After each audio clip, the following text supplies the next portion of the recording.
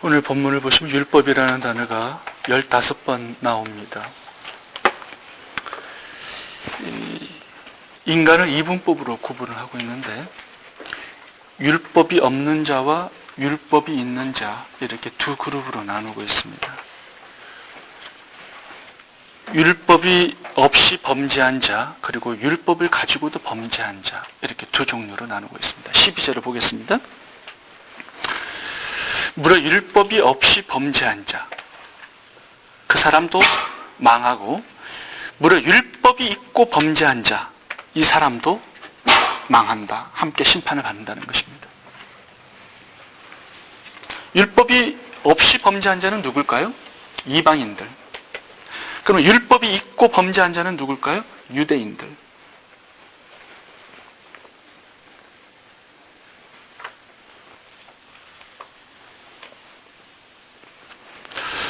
그럼 율법이 없이 범죄한 이 이방인들은 좀 억울하죠. 아니 하나님 법도 주시지 않고 우리가 어떻게 법을 모르는데 범죄하는 것이 당연하지 않습니까? 그렇게 얘기할 수 있어요. 율법이 없는 이방인들은 어떻게 그러면 구원을 받으라는 얘기인가? 그러니까 예를 들어서 한국의 고려시대나 이조시대 때 그때는 복음이 들어오지 않은 상태고 하나님의 말씀도 몰랐잖아요. 그러니까 하나님 없이 사는 것은 너무나 당연한 것이죠. 어떤 분들은 그래도 구원을 받는다. 어떻게? 양심을 따라서 구원을 받는다. 그런 말씀을 하시는 분이 있어요. 그래서 어떤 목사님은 이수신 장군도 구원받았다. 그런 분도 제가 들어봤습니다. 근데 오늘 보면 양심에 대한 얘기를 합니다. 14절 15절 봐보세요. 14절 15절 보시면 이들은 그 양심이 증거가 돼요. 그 생각들이 서로 혹은 송사하며 혹은 변명하며 그 마음에 새긴 율법의 행위를 나타내느니라. 오늘 본문에서 이 양심을 얘기하는 것은 인간의 양심은 아담 이후로 타락한 인간의 양심은 그 사람을 구원할 수 있을 만큼 선하고 깨끗하지 않다는 것을 얘기하려고 하는 것이지 무슨 양심을 선한 양심을 가지고 살았기 때문에 구원을 받는다는 그런 것을 얘기하려고 하는 게 아니에요. 지금 로마서 3장까지 우리를 이끌고 가려고 하는 그곳이 어디냐? 로마서 3장 20절. 모든 사람은 죄를 범하였음에 하나님의 영광에 이르지 못한다. 이것을 지금 결론으로 얻고자 하는 것이에요. 그래서 결국은 죄의 삭은 사망이다. 지금 사망의 결론을 얻고자 하는 것이죠. 그래서 너희들은 예수 그리스도가 필요한 사람들이다. 이 결론을 우리들에게 주고 싶어 하는 것입니다. 선한 양심 가지고 구원을 받을 수 있다. 이 얘기를 하려고 하는 게 아니라 선한 양심도 쓰레기밖에 될 수 없다. 이 얘기를 지금 하려고 하는 것입니다. 여러분 생각해 보세요. 선한 양심 가지고 이조시대 때 이수신 장군이 구원을 받을 수 있다. 그 얘기는 예수 그리스도 없이도 구원을 받는다. 그런 뜻이에요. 굉장히 위험한 발상입니다. 예수의 피가 없이도 구원을 받는다. 죄를 씻을 수 있다. 이런 얘기인데 이거는 굉장히 위험한 발상이에요. 성경하고 굉장히 충돌되는 발상입니다. 나는 법을 몰랐습니다. 하나님. 그래서 죄를 지을 수밖에 없었기 때문에 나는 조금 이것은 어떻게 예외가 될 수밖에 없지 않습니까? 이렇게 얘기해도 예외가 될 수 없어요. 반드시 심판을 받는다고 말씀합니다. 제가 텍사스에서 신학교를 다닐 때 제가 그 오클라호마의 뉴턴 침례교회 임시 목회를 했었습니다. 담임 목사님이 그만두어가지고. 그런데 이제 차를 타고 가는데 이 55마일이 기본 속도예요. 55마일로 계속 달려갔어요. 달려갔는데 경찰이 따라와가지고 티켓을 떼는 거예요. 그래서 경찰한테 삿대질하면서 내가 55마일로 갔는데 무슨 티켓이냐고 막 뭐라 그랬어요. 그랬더니 그 경찰이 와가지고 지금 달려간 그 하이웨이는 그 스피드 리밋이 35마일이래요. 그래서 내가 아니 하이웨이가 35마일도 있냐? 그러니까 그 경찰이 35마일의 하이웨이 있다는 거예요. 나는 그것도 몰랐다. 나는 텍사스에 사는데 오클라호마에나 그거 몰랐다. 그러니까 그 교통경찰이 모르는 네가 잘못한 것이다고 그렇게 얘기하더라고요. 그 티켓을 띄었어요. 그게 100몇 불짜리 돼가지고 엄청난 피를 봤죠. 근데 그 사람이 그렇게 얘기해요. 모르는 건 네 잘못이다. 사인판이 분명히 있었다. 못 본 것이에요. 근데 어떤 구간은 보니까 스피드를 줄여야 되는 하이웨이 구간이 있었어요. 못 본 거죠. 근데 몰랐기 때문에 나는 예외가 될 수밖에 없습니다. 경찰한테 그렇게 얘기했더니 모르는 네가 잘못한 것이다. 그렇게 얘기하더라고요. 다음에 이렇게 보니까 그게 35마일 하이웨이 존이었어요. 어떻게 할 길이 없더라고요. 이 캘리포니아는 다른 주에 없는 것이 있는데 그게 카플레인이에요. 카플레인은 다른 데 없습니다. 텍사스에도 없고. 캘리포니아만 있는 거예요. 근데 외국에 살다가 여기 와가지고 운전을 하게 되면 카플레인이 뭔지를 몰라요. 저도 몰랐어요. 그런데 카플레인을 들어와도 그게 2사람이 타야 되는지 3사람이 타야 되는지 몰라요. 처음에 온 사람들은.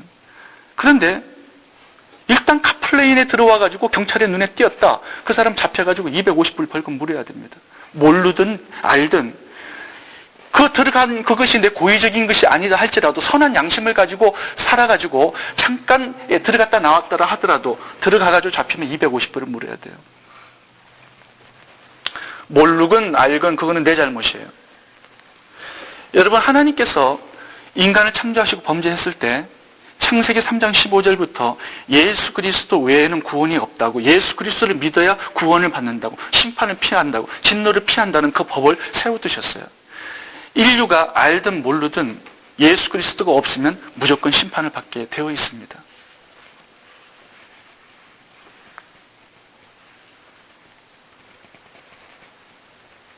몰랐기 때문에, 내가 최대한으로 선한 양심을 가지고 살았기 때문에 나는 구원을 받아야 되지 않겠습니까? 하나님은 오늘 본문에 노라고 얘기하십니다. 12절 보시면 율법 없이 범죄한 자는 율법 없이 망하게 되어 있다, 이 얘기합니다. 자, 그렇다면 한 가지 질문이 있어요. 유대인들은 그 말씀을 가졌어요.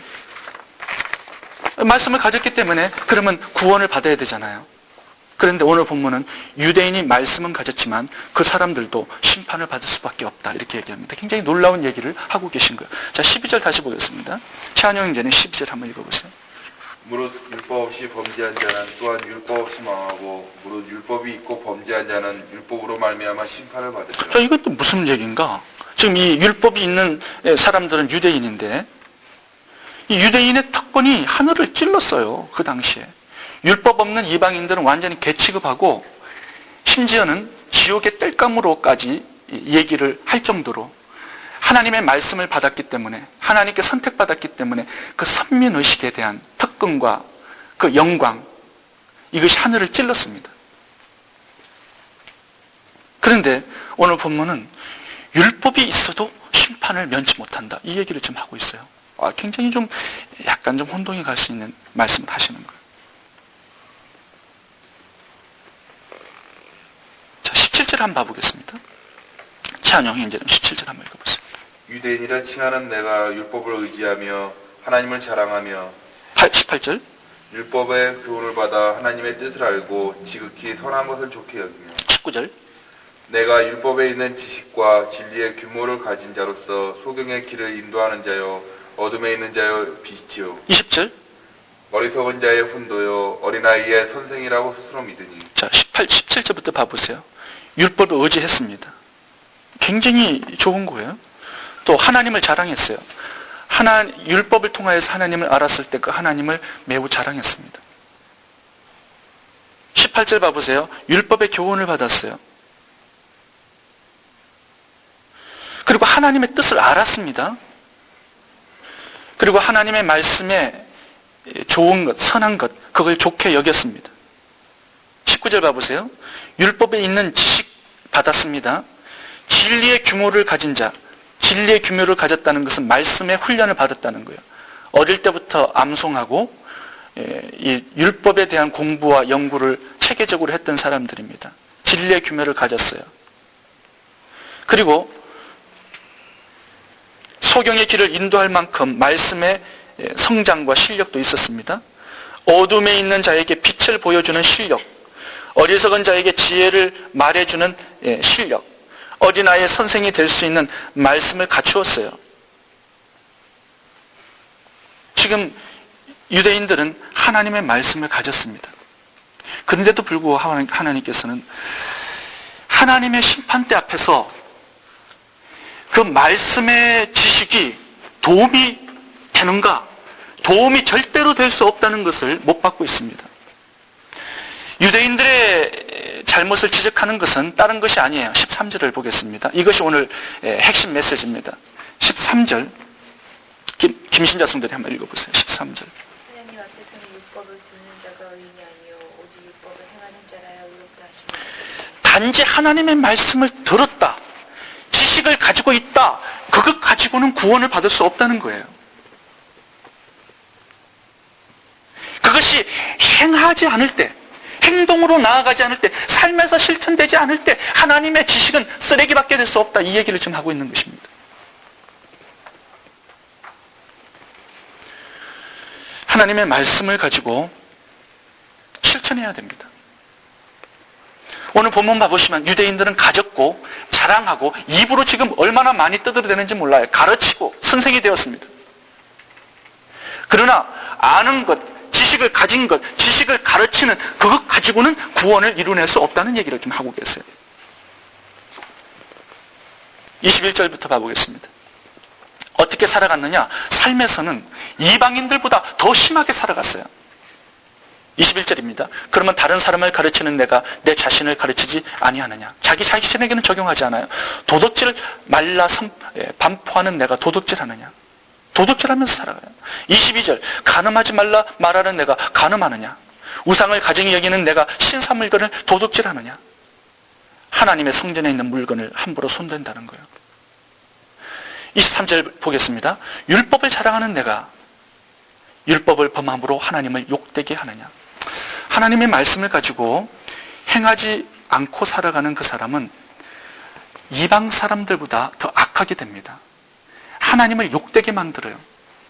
그 사람 때문에 다른 이방인들이 하나님께로 나아가는 그 길을 그 사람이 막는 거예요. 이게 욕되게 하는 거예요.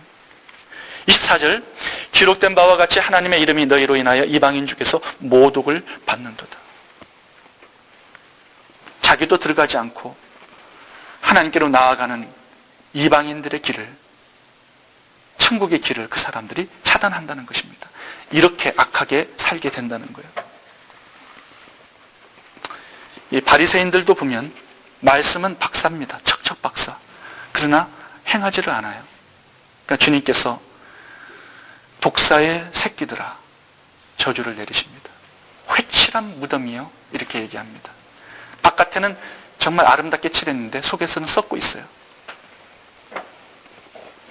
야고보서 2장에 가보시면 귀신의 믿음을 얘기합니다. 말씀은 참 많이 알고 있는데 실천하지 않는다는 거예요. 귀신들은 말씀을 너무나도 잘 알고 있습니다. 그러나 뭘 못해요? 하나님의 말씀을 실천하지는 못합니다. 그게 귀신의 믿음이에요.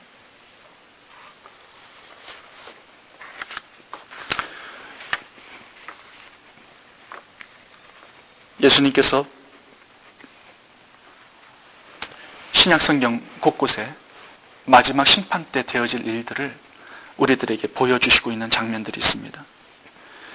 마태복음 25장 보시면 마지막 심판 때 일어날 일들을 미리 보여주시는데 어떤 자에게 지옥의 심판을 내리느냐? 굶주린 자에게 먹을 것을 주지 않는 자, 헐벗은 자에게 입을 것을 주지 않는 자, 목마른 자에게 마실 것을 주지 않는 자, 병든 자에게 구제하지 않는 자, 갇힌 자를 돌아보지 않는 자, 이 지극히 작은 자에게 행하지 않는, 실천하지 않는, 단지 하나님의 말씀을 지식으로 가지고 살아가는 그 자를 심판하는 모습을 보여주고 계세요. 마태복음 7장의 산상수훈을 얘기하면서 이렇게 말씀합니다. 이 말씀을 듣고 행하는 자는 반석 위에 집을 지은 자, 지혜로운 자고, 말씀을 듣고 행하지 않는 자는 모래 위에 집을 지은 어리석은 자다. 이렇게 말씀합니다. 부자와 나사로의 비유에서도 부자를 지옥의 심판 장면으로 보여주시면서 그 가까운 이웃에게 하나님의 말씀을 실천하지 않는 그것을 지적하고 계세요. 여러분, 말씀을 아는 것 가지고는 천국 갈 수 없습니다. 그게 유대인들의 잘못이었어요. 하나님의 말씀을 알고도 무시하면서 살아가요. 삶 속에서는 여전히 이방인들과 같이 살아간단 말입니다. 오늘 본문에서는 두 가지를 말씀하고 있습니다. 선한 양심으로는 불가능하다. 그리고 하나님의 지식 가지고도 불가능하다. 하나님의 말씀을 삶에서 실천하는 자가 되어라. 이렇게 교훈을 주시고 있습니다. 여러분, 여리고성 무너진 것도 순종입니다. 나아만 장군이 깨끗함을 입은 것도 순종이에요. 베드로가 거물이 찢어질 정도로 많은 물고기를 잡은 것도 순종입니다. 가나 혼인잔치에 풍성한 기적을 맛본 것도 순종입니다. 아브라함이 복의 근원이 된 것도 말씀을 쫓아가서 그렇게 된 것입니다. 예수 그리스도께서 십자가에서 죽기까지 복종하심으로 온 인류의 구원을 이루셨습니다. 순종할 때 빛과 소금의 삶을 살고, 불순종할 때 하나님을 욕되게 하고 하나님의 이름은 이방인 중에 모독하는 그러한 삶이 될 것입니다. 여러분, 순종하고 사십시오. 그래야 하나님의 축복을 받는 인생이 될 것입니다. 기도하겠습니다.